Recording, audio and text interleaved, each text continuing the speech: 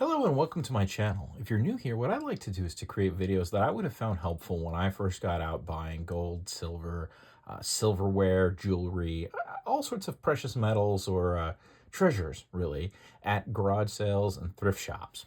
What we're going to talk about today is a couple things. I have stopped by a couple shops I don't usually stop by. One of them was a antique mall, and I dug some things out of there that I really didn't expect to find.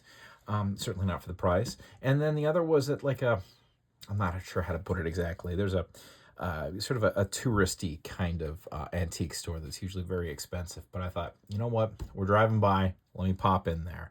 And I am extremely pleased with the treasures that I came out with. So what I'm going to do is I'm going to talk to you about what I bought and show you why I bought these things. And I think that you will find this to be useful for when you're passing by an antique mall and think, you know what, maybe I should pop in there. All right, so let's go ahead and start with the rings that are down in here. Now, there was a ring that caught my eye. And the reason this caught my eye was because I had found one of these previously in like a jewelry jar, broken jewelry jar. It isn't exactly the same, but it's pretty close. And I thought, you know what? I wonder if that is the same thing that I have. Now, the one that I had before here, this little bone ring, had an interesting little thing down inside of it. Let's see if we can show it on this camera. I'm not so sure how well it will show up. Ah, yes, there you go. Can you see it down in there? You might be able to see the mark, maybe not. It's pretty tiny, but let's play with this light a little bit. There we go. There's two things in there. One is that it says Italy, and the other it says 14K.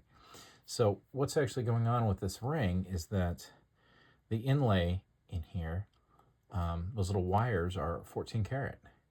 I thought that's kind of cool for a little bone ring. Although, now that we're looking at it close in the right light, I'm thinking this is a no-no material that I can't talk about on the video. So what we're going to do is we're just going to keep calling this bone, and we'll leave it at that. I hadn't really looked that closely at this before. I was a little more consumed with the gold. So I was aware that a ring like this had gold involved in it. And this one has all of its gold and has the same thing going on down in there. You can see. Potentially. I'm not sure if this camera will do it. This one's a little shinier in there. Maybe it will show it to us. What do we think? Can the camera do it? Can you do it, camera? Can you show us that says 14 karat down in there in Italy? You can do it. I have faith in you. Yeah. So the gold on this thing, I thought, you know what? For $6.50, why not? Why don't we go home with that? I bet there's $6.50 worth of gold in there. And while I was looking at it, I noticed this for, as you can see, $8.50. And I thought, you know what? If they didn't realize there was a 14 karat gold mark on that one, maybe there was other things in there. So I looked through all the other rings. There's about a dozen. And I noticed this one, it kind of, maybe it looks kind of costumey and it's missing a stone. But hey, missing a stone is good. I thought, oh, yeah. What's going on, buddy? Betty wants a movie. I bet she wants a movie, but I'm making a video right now, so I'll finish this up. Yeah. After you're done. After we talk about it, okay? Yeah, after we can talk about a movie. All right. So you can see we're missing a stone, which is actually a good thing because it means that the stones aren't just glued in. You can see they're not glued in. They're actually staked in, or the metal around them is holding them in place. So I thought, well, the magnet doesn't affect it. Looks pretty dang shiny. I wonder if there's a marking in there. On that side, and wham bam, right there. Would you look at that?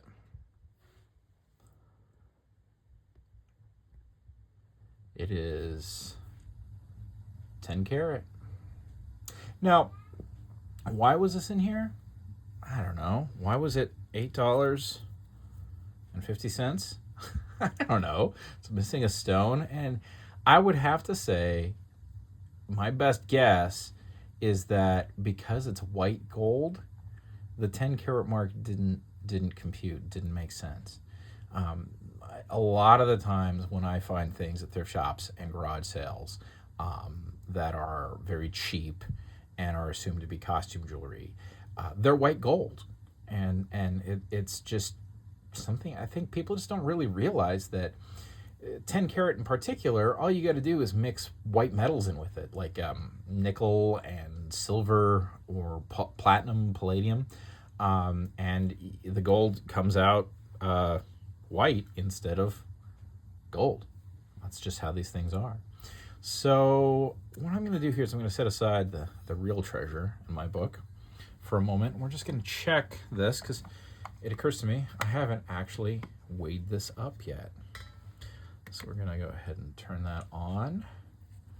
Not sure. There we go. I think we can see the scale okay now. All right, let's see. How much gold did we buy for our $8.50? 3.686. Now, of course, there's some stones in there, so we're not 100% certain what that is. We're going to say, I haven't checked gold in a couple days, but I'm going to do a little quick math. I think it's been hovering around 85 a gram. So we're going to do the math on this one just because I have had a bit of a weekend. We've been hauling children up to skiing. I don't ski, but we live very near a ski hill, so my 3-year-old and 6-year-old are getting to learn how. And as it turns out, they love it, which is pretty cute, seeing a little 3-year-old on his skis. In any case, we're going to check this out real quick. We're going to say, I'm just going to say 3.5 grams because I assume those stones they weigh something, but probably not a whole lot. They're not very big stones in there. So we're going to say 3.5, and about $85 a gram is what gold is, so 85. And then we're going to say times 0.416, which is basically what 10 karat gold is. 0.417, or excuse me, 41.7, or between 41.7 and 41.6 is what it is, percentage wise. So I go with the lower one usually when I'm figuring this out. So let's see. Our $8.50 bought us 120 bucks worth of gold. If I'm doing my math right, that's not too shabby. Certainly a nice way to get gold, in my opinion. Plus, I suspect, given the construction of this particular piece, that this is one of my more, if not my absolute favorite kind of jewelry for collecting, which is, I think this might be a mother's ring, in that whoever this was, either mother or grandmother, the different stones might be birth stones for children. And you'll see that quite a bit with these rings. And I find them here in 10 karat especially. In fact, I think I have 2 others that are in 10 karat gold. They're most definitely 10 karat white gold, in fact. And they are most definitely mother's rings. So maybe that's just a thing in my neck of the woods. In any case, definitely pop by your little antique malls. I gotta tell you, prior to this visit, I kind of expected that they would be more savvy, and that I wouldn't find a 10 karat ring. Daisy, why are you here? Well, yeah, I hear her. She's pretty loud out there. But we're gonna finish this video first, okay, buddy? Daisy. All right. Now this is, in my opinion, the big treasure, and I'm gonna run you through why I bought this. First things first, when I saw it, I really like this kind of tarnish. I'm not sure how to explain it other than to show it to you. When something is very thickly plated or is solid silver, you kind of get this effect of, you see how we kind of have patches, and there's a real black, a real dark. I don't know how to describe it other than this particular pattern, after all of my hunting, gets me very excited, because I think, wow, that's got to be solid. And then the second thing is that when I picked it up, it's fairly light. It's something that's not, it's not exceptionally thick. Then as you keep looking at it, you see it's not super new, and there isn't any copper coming through at any point on it. It's elegant. It's just, I just really like it. Little, maybe a gravy boat. It seems a little small for a gravy boat. Call it like a sauce pour. I'm not sure. Someone in the comments is certainly going to know, because you folks know a lot more than I do. I know how to spot stuff and come home with it, but you've really been educating me on what I actually am coming home with. And then the thing that really kind of got me super excited is, you see how this nice pattern around the edges? I felt when I was looking at it that if this was not a solid piece of silver, that might have been something that was applied, but you can see it's not. It's actually part of the whole piece. So all of this decoration along the edge is part of the piece, which I found, well, beautiful. I really liked it. I thought, you know what? For $10, I'm going to come home with this, and even if these marks on the bottom turn out to be silver plate, I think I'll be happy with it. Now, the marks were something I didn't recognize at all, like at all. And despite not recognizing them, there's a few things that I found very attractive. One, we have the AH there, initials, and you can see it's not actually, that engraving goes fairly deep, especially considering this is not super duper thick material. It goes fairly deep, and I'm not seeing any copper coming through that. So that I really liked. And then the marks themselves, even though I didn't recognize them, and let's see if we can show them good on the camera here. There we go. Even though I didn't recognize them, what I did like about them was that they seemed to be something that was stamped after the piece was made. They weren't something that, how should I put it? They didn't look like something that had been stamped into a metal and then that metal was plated. I didn't really know what they meant. For example, here, you know, we have, looks almost like a hammer with wings, and then a little crown, and then 819H, then a little kind of an A looking thing, and then D6. Now, one of the fantastic subscribers to this channel is someone that I've been in contact with, and I sent it his way, and he, in fairly short order, came back and explained that it's from Finland.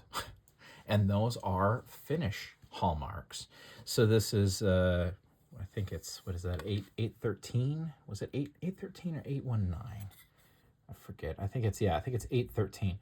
So this is hallmarked as 81.3% silver. Now you'll recall that sterling is 92.5% silver. So it's not sterling. It still weighs out at, I think, like 95, just shy of 95 grams. So it's a pretty solid chunk of silver for my $10. But more importantly, this will see use at our holidays. We'll put, I don't know if I'll put gravy in it. It's not huge. Maybe we'll do gravy in it just because it's pretty. But yeah, it's interesting. Then the other cool thing about it, about these markings, is that in the Finnish hallmarking standard, they have The little A looking thing is the town, and I am not even going to try to pronounce what that town is. But what I am going to do is I am going to insert an image, assuming my editing skills are capable of it, showing what that mark means and what the town is.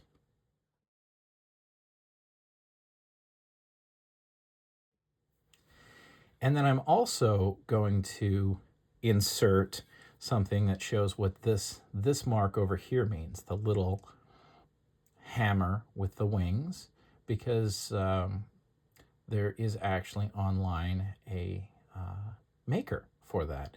Again, I'm not even going to attempt to pronounce this, but you can read it for yourself.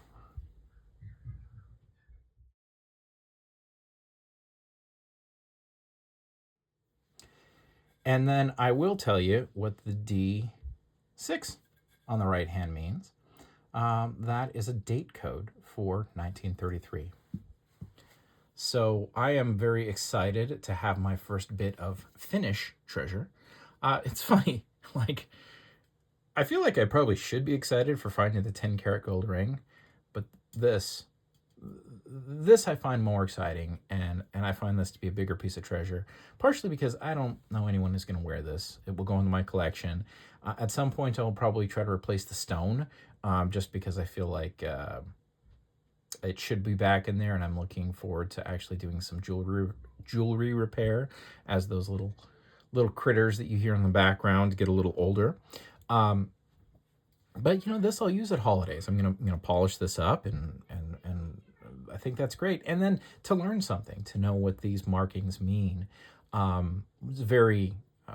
It's always fun to learn something, and it's always fun to do that. And then in my family, it's funny because my ancestry is mostly, well, on my mom's side, it's all Swedish and Norwegian, all the way back, except for one Finn. We have one Finn in our lineage. And it was funny because for a long time it was a legend that one of our ancestors had married a Finn. And then they did that 23andMe or that DNA test, and they came up with the one Finn all the way back there. So it's fun because this is also a little bit of my ancestry is this. I hope you enjoyed this video, and I hope that you can use this information to go out and find some of your own treasure, which is really why I make these videos. And I really enjoy it if you share comments about what you have found, because a number of people have been coming up with things that they're inspired to go out and find themselves their treasure. And I tell you, it's out there, and I am really impressed with what people are already coming up with. And I feel very gratified that people are managing to do that.